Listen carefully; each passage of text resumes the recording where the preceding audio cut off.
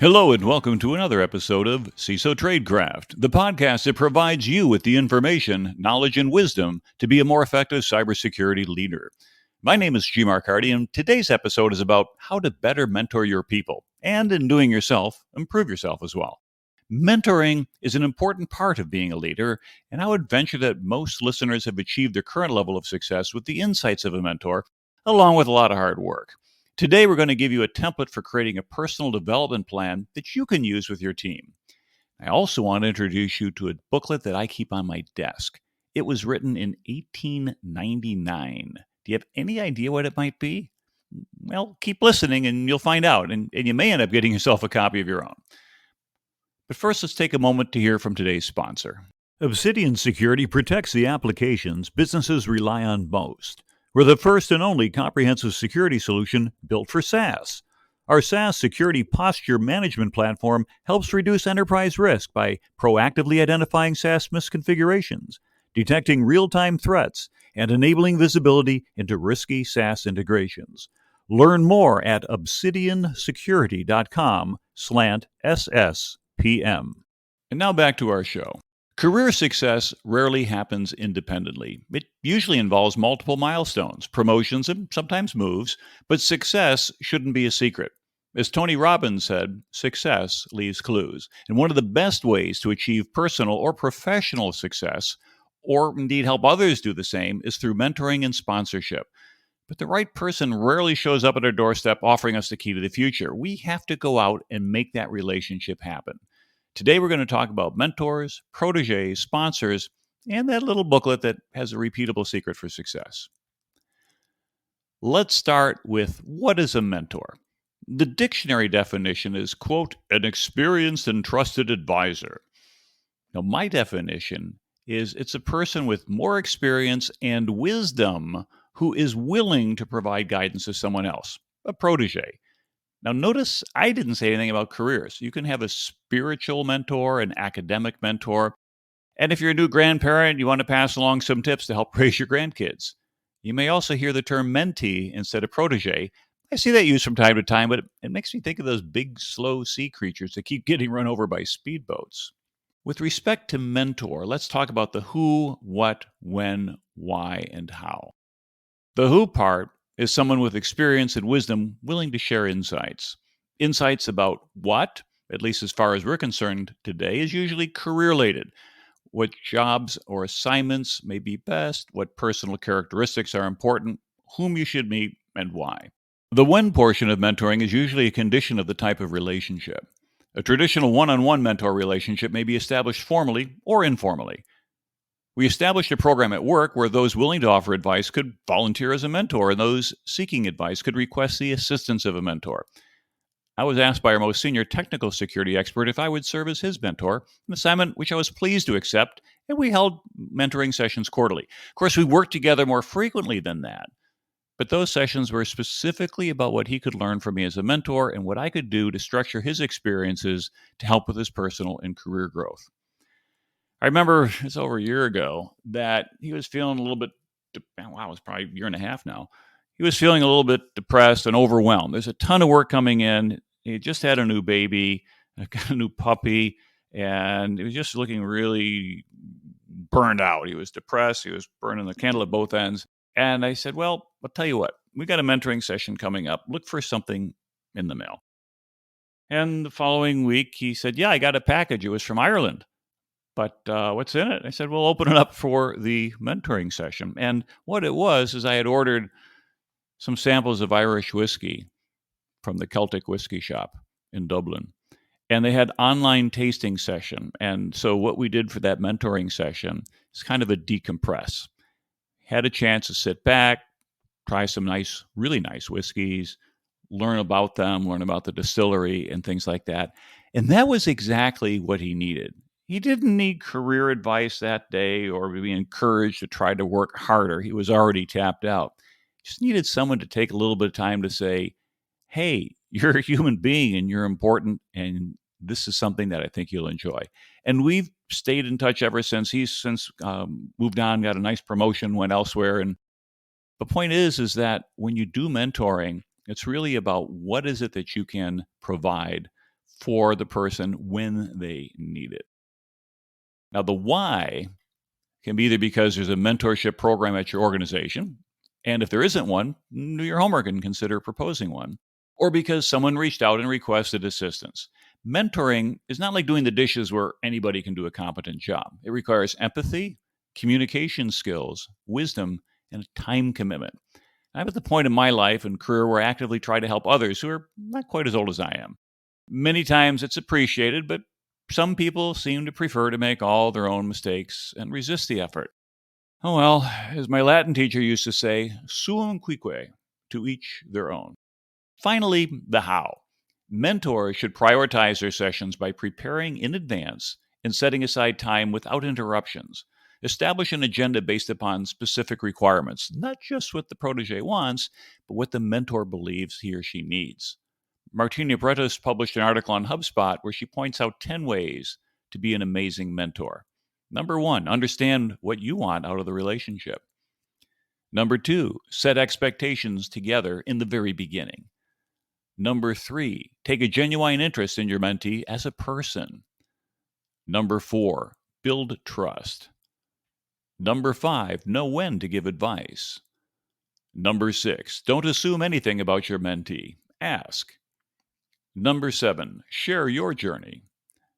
Number 8, celebrate their achievements. Number 9, seek out resources to help your mentee grow.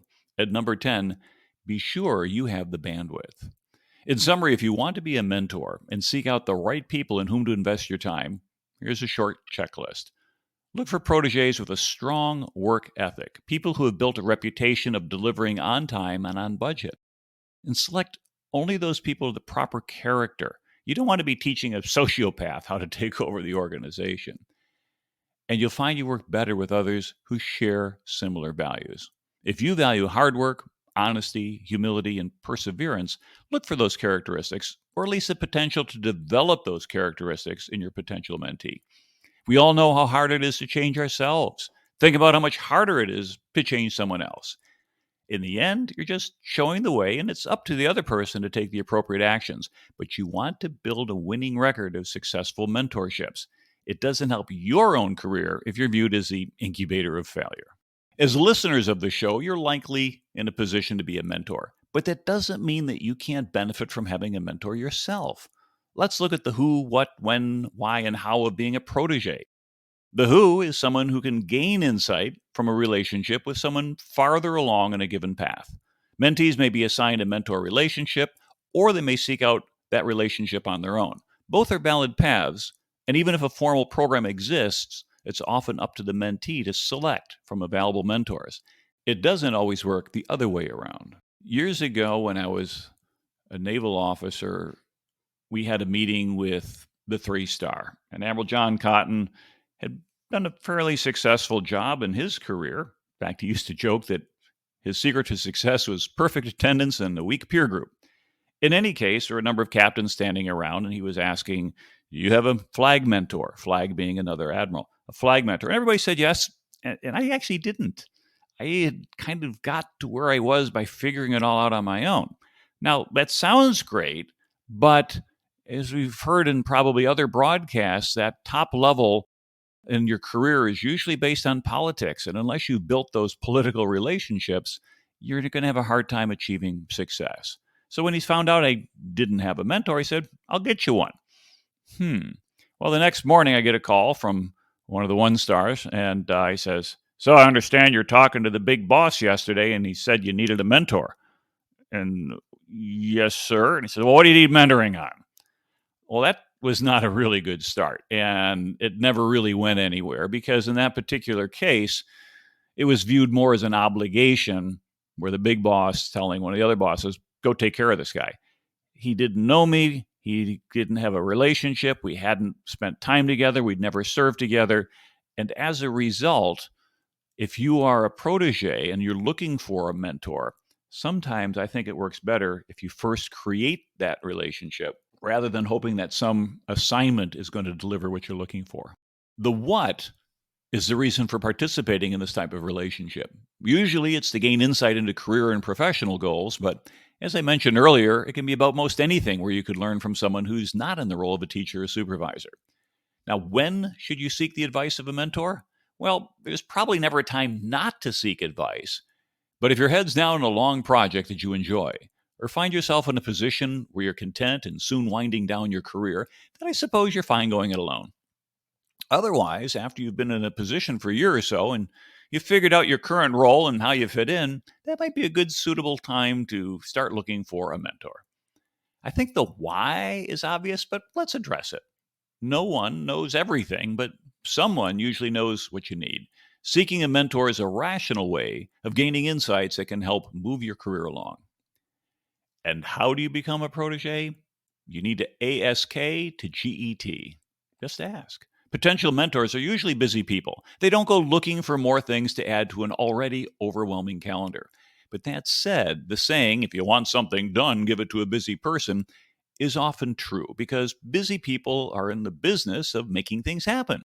If your organization offers a mentorship program, jump at the opportunity. Just make sure that the person with whom you're paired has the time, the expertise, and the interest to help you in your career. When searching for a mentor, remember that you should have a clear goal in mind. Hey, I need a mentor isn't very specific. And the Mr. Rogers, won't you be my mentor, isn't very compelling. Rather, start with a specific objective. For example, it could be, how do I become fully qualified to become a first line manager? Or what does this organization look for when selecting a C level executive? Once you have your goal, you can start your search, but remember that you need to stay professional. You're not seeking a drinking buddy. A mentor is rarely a peer, although technically I've heard of peer to peer mentoring, but that runs the risk of the parable of the two blind men who both fall into a ditch. You want someone with relevant knowledge and experience, and ideally, first develop a working relationship before you pop the question. A busy mentor will feel more comfortable working with a known quantity than being left to wonder if this person represents a reputational risk. Let's turn our conversation now to sponsors. No, not the show sponsors, but sponsorship. Executive coach Mae Bush recommends forming a career board of directors to advance your career. And she points out that you need both mentors and sponsors. Sponsors are those in your organization with sufficient clout to put you into key assignments and can advocate behind closed doors for your career advancement. Wow, it sounds great. Where do I sign up? The issue is that you typically can't recruit sponsors. They come looking for you. Like a mentee, a sponsee represents potential risk for sponsors. They're putting their own credibility with peers on the line by advocating for you. And if you crash and burn, you both lose. Like any sales effort, you shouldn't put all of your eggs in a single basket. So if you want to identify a potential sponsor, look for a couple of candidates. Now, where you work, there may be exactly one person who controls the vertical and the horizontal, but in most matrixed organizations, there is a range of opportunities to find advocacy. Find out who is senior enough to influence the decisions that can affect your career and also whether they're in on things to ensure that recommendations move you in the right direction. There are people who continue to serve past their key roles, often called emeritus as an honorary title, but they probably aren't keeping up with the details. Look for someone who is still actively in the game. And like finding a mentor, you must identify a natural link between their business interests and your interests. Now, the intersection of all of these criteria might yield exactly zero people. And if so, it's up to you to figure out your own way forward. But if you do identify potential sponsors, you need to attract their attention. But how? Your potential sponsors need to see you in action. Find ways to deliver executive presentations where they are present or participate in working groups and let the quality of your work differentiate you from peers. Circulate innovative ideas that represent a step forward for your organization. The result of these efforts should be to get you noticed. Note also that you can do this for members of your team. You may want to sponsor them for bigger and better things, but don't have the organizational capital to make it happen on your own initiative. By placing your best people in front of these more powerful decision makers, you can facilitate their sponsorship when one of them decides this person should be going places. Now, it's not just about performance. During COVID, most of us got comfortable working in bunny slippers from home, but that's not going to differentiate you to a potential sponsor. If you want to convince executives that you're C-level material, then you need to consistently look the part. Check your appearance. Do you look like the other executives in your organization? I spent 30 years in the military, so part of that look was proper grooming, pressed, neat uniform, and being physically fit.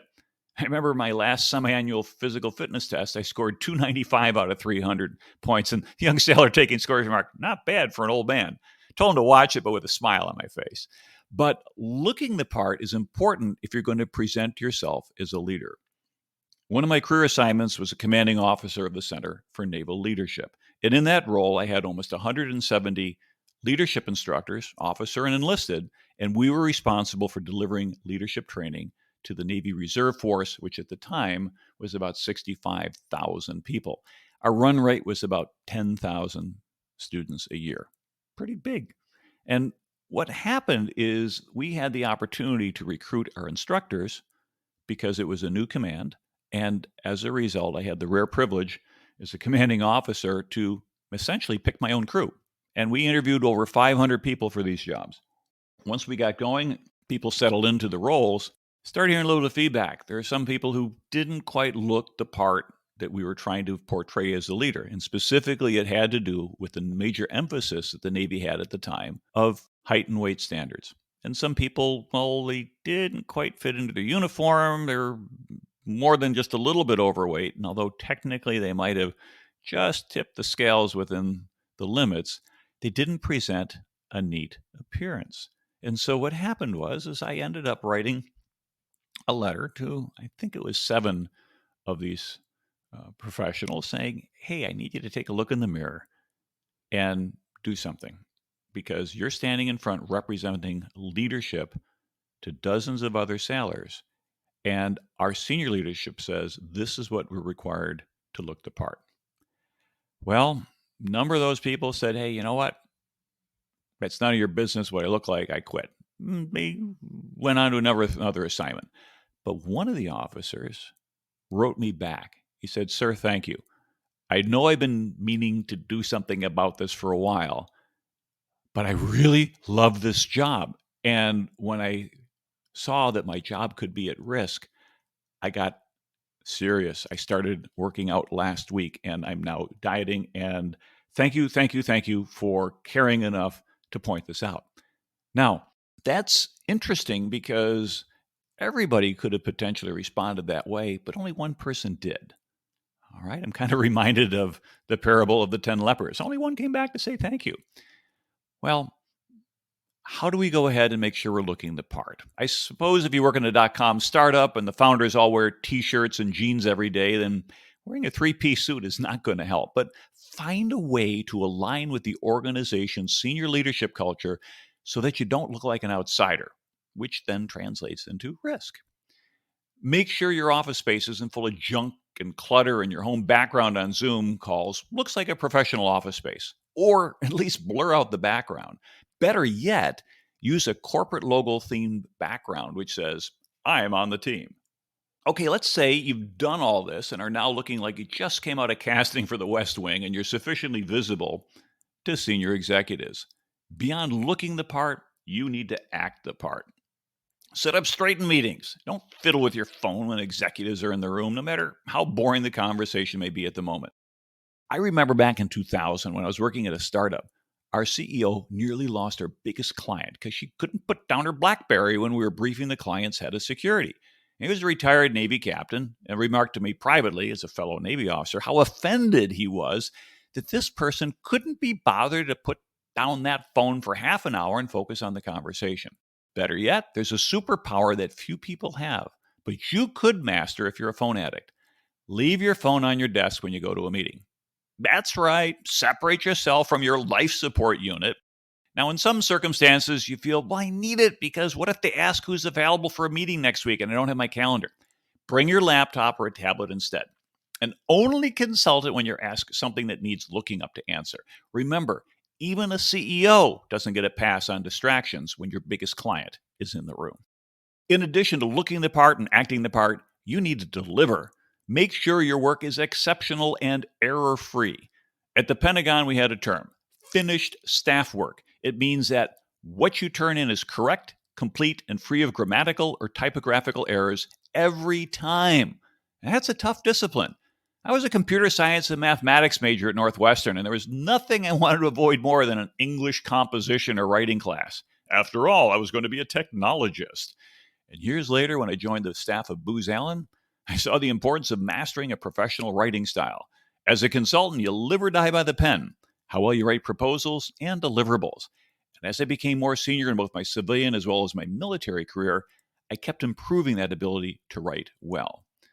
A small but powerful book you should own and master is Strunk and White's The Elements of Style. It's the most succinct summary of writing rules I've read. Think of it as a syntax guide to the English language. Now, granted, some of these conventions are considered quaint or even obsolete. The Oxford comma and two spaces after a sentence, but I still write that way. And there's no reason, if you can write a program that'll compile, or if you're a Python programmer, not throw a syntax error, that you cannot write English with the same consistency. Maybush points out that there are 4 mistakes you can make that will ruin your attempts to attract a sponsor.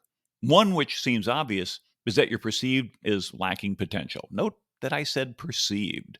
I think all of us have slightly inflated expectations of ourselves, and that's called a healthy ego. But let's face it, some people are rightly classified as low potential, high achievers. They work really hard to achieve mediocre results. But I do consistently outstanding work at my current job. Okay, I'll give you that. But remember, we're talking about getting a sponsor for the next job. And if you're not virtue signaling that you can deliver at the next level, then a wise boss is likely to leave you where you are, delivering consistently outstanding work. Remember my 4-phase career model: technical, management, leadership, political?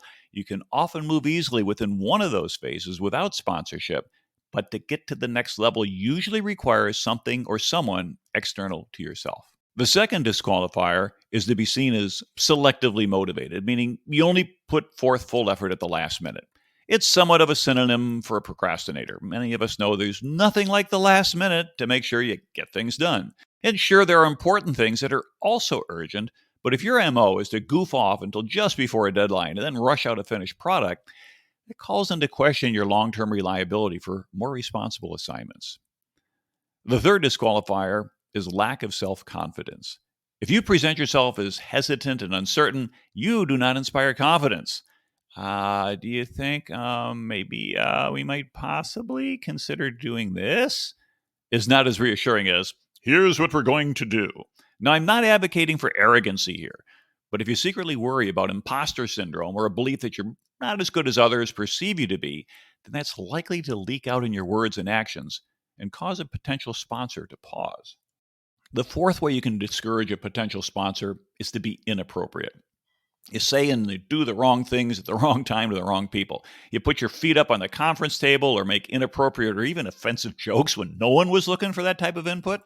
Walking up to a senior executive and saying, "Won't you be my sponsor?" is another example. It's fine for Mr. Rogers, but as you know by now, you have to become the one who attracts attention and not demands it. One of the best ways to help others move forward is to show them an example of what represents success. I mentioned earlier the booklet that sits on my desk. Have you figured out what it might be? It's a message to Garcia written by Elbert Hubbard, the founder of the Roycrofters in East Aurora, New York. Hubbard was a writer, publisher, artist, and philosopher who wrote that he sat down and penned this essay after dinner in under an hour. And what started as an article in his magazine grew rapidly. After receiving requests for 1,000 copies of that issue, he inquired as to the reason. It's the stuff about Garcia. And then the head of the New York Central Railroad reprinted over 1 million copies in booklet form. As the Roycrofters would have taken years to make that many, he just gave him permission. And the director of Russian railways was in New York, was so impressed that when he returned to Moscow, he ensured a translated copy was given to every railroad employee in Russia. And every Russian soldier in the Russo-Japanese War had a copy, and when the Japanese officials noted Russian prisoners of war all carried it, they concluded it must be a good thing, so translated into their own language and gave copies to every employee of the Japanese government. By December 1913, over 40 million copies of A Message to Garcia had been printed in almost every language. Tragically, Hubbard died on the 7th of May, 1915, as a passenger on board RMS Lusitania, which was torpedoed by a German U-boat. I have a number of his publications, but this is the one that I reread the most. It's not that long. It's less than 1,500 words. And if you haven't heard it before, you should. If you have heard it before and you're like me, you'll want to hear it again. Remember, the context is 1899 and the Spanish-American War is on. Here is A Message to Garcia by Albert Hubbard. In all this Cuban business, there is one man stands out on the horizon of my memory like Mars at perihelion. When war broke out between Spain and the United States, it was very necessary to communicate quickly with the leader of the insurgents. Garcia was somewhere in the mountain vastness of Cuba. No one knew where. No mail nor telegraph message could reach him. The president must secure his cooperation and quickly. What to do? Someone said to the president, "There's a fellow by the name of Rowan. We'll find Garcia for you if anybody can." Rowan was sent for and given a letter to be delivered to Garcia.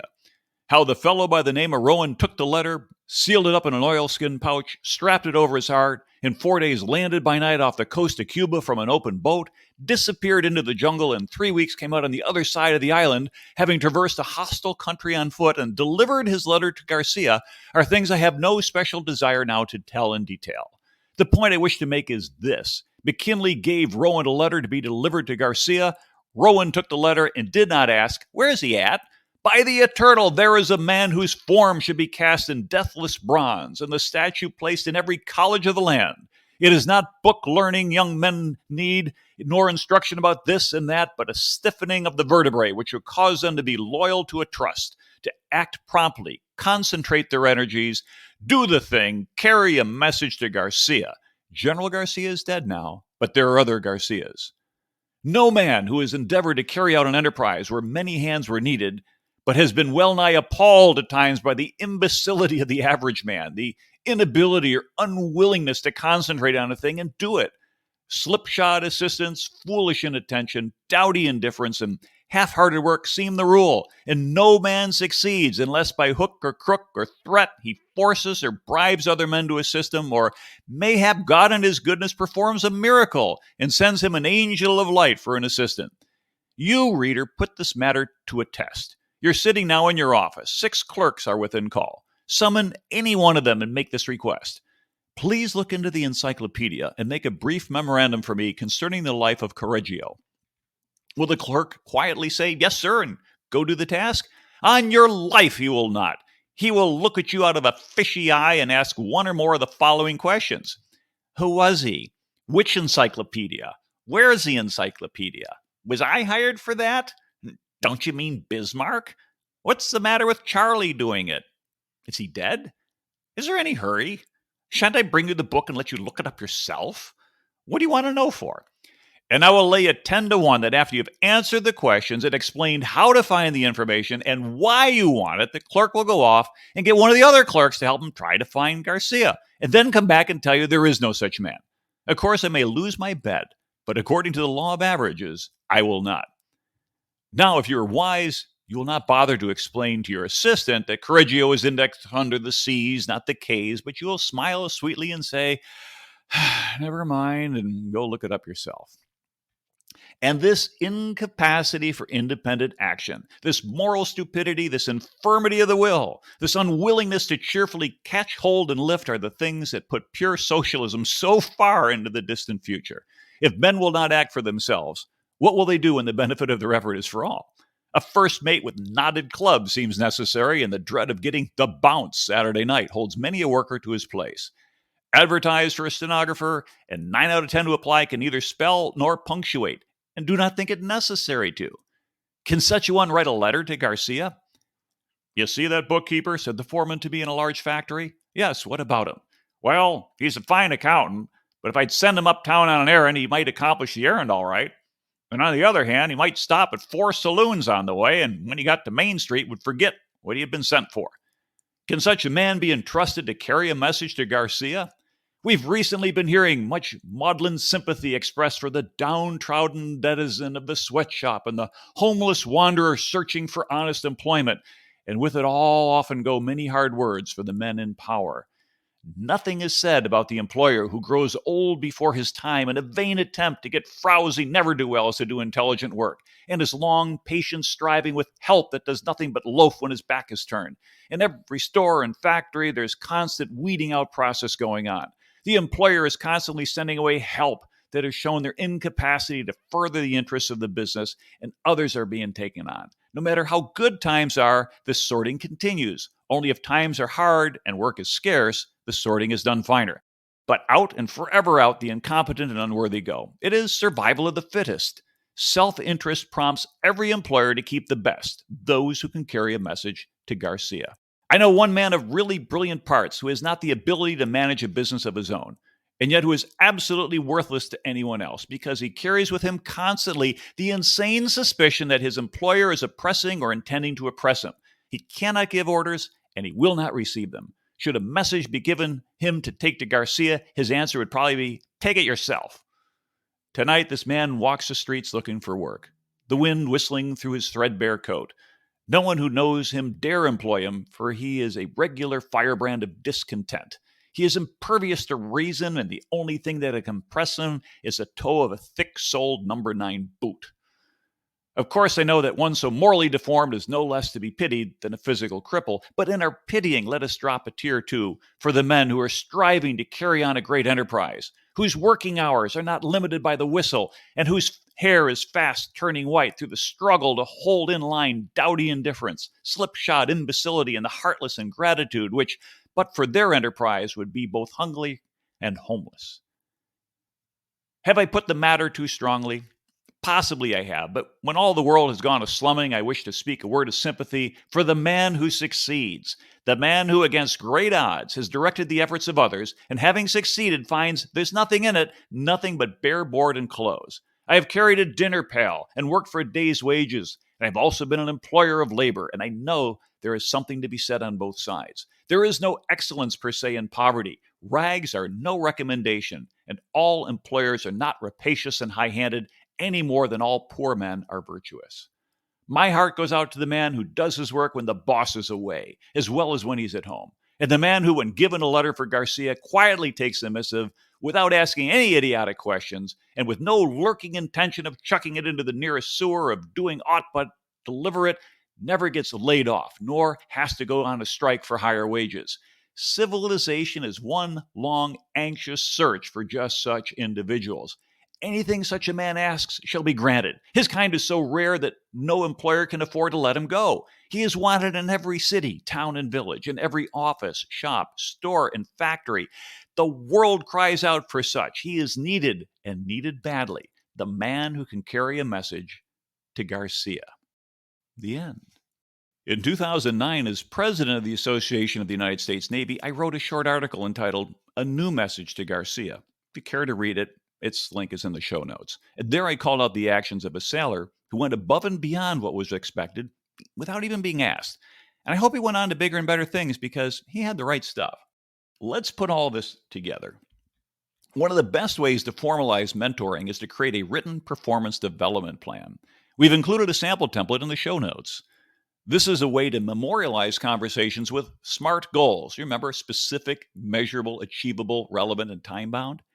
If you are a mentor, you can use this as a template for your counseling sessions. If you're a mentee and there's no template in your organization, feel free to introduce this to your mentor. You're showing initiative and creating potential value for more people than just yourself. By putting goals in writing, they experience a magical transformation. It was Napoleon Hill who wrote that a goal is a dream with a deadline. Until you write it down, it's easy to find other things that seem more important or urgent at the moment. And in addition, a written set of goals offers accountability. It's a commitment between mentor and mentee that can be honored like a contract. Start with the manager's organizational priorities and goals that provide a context for the session. For example, if you're in the cybersecurity organization, these could be things such as create a cyber vigilant organization, enable cybersecurity controls and compliance, and safeguard the organization against major threats. And each of these could have sub-goals that get into a little more detail. Awareness training for users, secure coding training for developers, establishing a governance structure around cyber risk. This requires inside knowledge, and if the mentor is within the same organization, it shouldn't be too difficult to ascertain. In addition, if the mentor is a supervisor, then even better. This shows how the protege's goals fit within the boss's vision of what should happen. Better to find out early on that an idea isn't practical than to spend a year working on it only to find out it will never be implemented. Next, the protege lists individual development goals. Not too many, especially if you're meeting quarterly. 2 or 3 may be sufficient. If there are too many things to work on, the natural tendency is to go for those that are easiest, which may not be the ones that are the most important. The next comes the BHAG, the big, hairy, audacious goal, the one that will represent a signature accomplishment. Now, chances are this won't happen in a month or a quarter, but it's perfectly reasonable for an annual cycle to align with performance reviews to specify a stretch goal. And by doing it in writing and knowing someone is holding accountability, it's more likely to happen. When it comes to making progress, actions can be separated into experiences, relationships, and learning. Most of our progress is done through experience, so list multiple experiences that one expects to accomplish before the next session. It could be part of a larger goal, work on the team deploying a SIM, or complete a particular phase of a larger project. This is where the majority of the accountability will reside. Did you complete what you set out to do? It's helpful to be a bit aspirational, but this is not another set of stretch goals. Then list at least 2 relationship improvement opportunities. These can be key relationships or even potential sponsors. For example, it could include the head of a particular business unit that has specific security requirements. That meeting would help address those concerns and provide an opportunity for the person seeking visibility. Lastly, include learning opportunities. Not all of us are going to school full time, but we should all be working on self improvement. For example, you might set a goal to complete the next course in your degree program or take the exam that grants a particular certification. And what you have is a template for action and professional growth. The action comes from the accountability of a written document, and the growth comes from the joint goal setting that takes place under the guidance of a mentor. Don't just file it away with the rest of your paperwork. Put it where you'll see it every day and challenge yourself to check off another accomplishment by week's end. By encouraging this culture of accomplishment, you'll significantly increase the probability of success. Inside the front cover of my Garcia booklet is a short essay entitled Initiative. It's also written by Albert Hubbard. Let me leave you with this as a final thought. The world bestows its big prizes, both in money and in honors, but for one thing, and that is initiative. What is initiative? I'll tell you, it's doing the right thing without being told. But next to doing the thing without being told is to do it when you're told once. That is to say, carry the message to Garcia. Those who can carry a message get high honors, but their pay is not always in proportion. Next, there are those who never do a thing until they're told twice. Such get no honors and small pay. And next, there are those who do the right thing only when necessity kicks them from behind. And these get indifference instead of honors and a pittance for pay. This kind spends most of its time polishing a bench with a hard luck story. Then, still lower down on the scale than this, we have fellow who will not do the right thing even when someone goes along and shows him how and stays to see that he does it. He was always out of a job and receives the contempt he deserves, unless he happens to have a rich pa, in which case destiny patiently awaits around the corner with a stuffed club. To which class do you belong? Well, thank you for listening to CISO Tradecraft, and we hope you found the show valuable. If you learned something that you like, please help us by leaving a 5-star review on your favorite podcast platform. And those ratings really help us reach other security leaders. The more CISOs we can help, the more businesses we can protect.